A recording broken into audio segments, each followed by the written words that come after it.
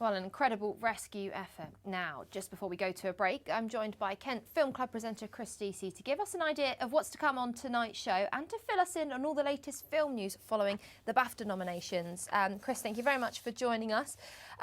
BAFTA nominations, any surprises? What are your main takeaways? I think the biggest surprise was Hugh Grant getting a nomination. I mean, it was thought that he was perhaps in with a shot for Heretic, something that hasn't been recognised in all of the award ceremonies so far, although we do still have the Oscar nominations to come.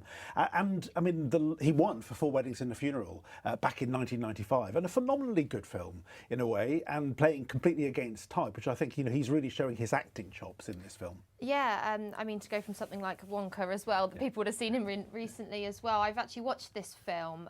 It's fascinating, and he sort of takes us through the whole film. Pretty much, it's him, the two girls there as well. But he has such control. But sort of deconstructing all the things you see in a horror film, and having his character as a theologian who's almost like lost his faith, but trying to then deconstruct it, but playing that against the sort of the backdrop of what you'd expect in a horror film. It's pretty inventive. It provokes a huge amount of questions as well about sort of religion as a whole as well. It really does poke at that too. But they, without giving too much away, the girls, obviously, who we think at first might be a little bit naive in his company, actually turn the tables on him.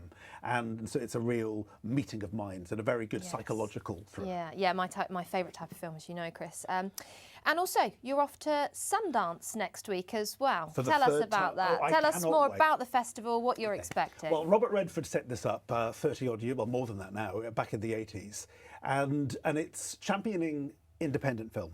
So it's the sort of films, there'll be lots of big stars there. There's a rumour that Quentin Tarantino might be there. There's a rumour Juliette Lewis might be there. There's all sort of stars. But what is so wonderful? That was me last year. I've forgotten that I did. I'll do the same this year. I'll film myself in the studios, in the theatres. And I think what is really exciting is that you get to see films that may never see the light of day, but often it's like a year before they come out over here. And I've noticed there are quite a few British films, actually a few Welsh films I noticed, in contention there. So it's a chance to see films that are really good. Often, you know, if you like a really good story, you know, it's not the place to go if you're into Marvel or the other DC, obviously, superhero films.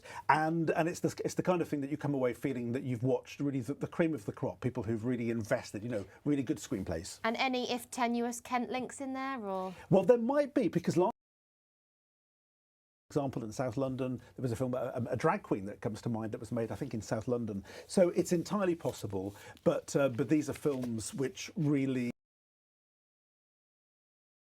the crop of the independent films. And very, very quickly, who have you got on the show, Kent Film Club tonight? We have, which has come up at least 3 times now on the programme as one of her choices, and Chariots of Fire. In 1978, the Harold Abrahams passed away. So you know very fitting. everything about. See there, more news soon.